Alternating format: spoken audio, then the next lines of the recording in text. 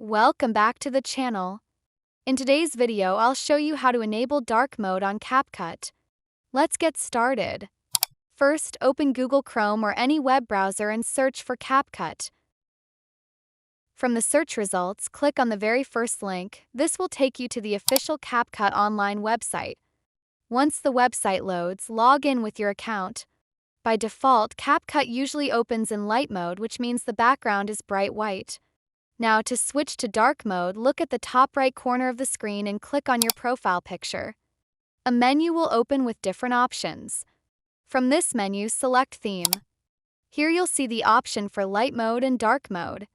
Simply tap on dark mode and instantly the whole interface will switch to black, giving you a sleek and comfortable dark theme. And that's it. If you found this tutorial useful, don't forget to like the video, subscribe to the channel, and hit the bell icon so you never miss more quick tech tips and tutorials.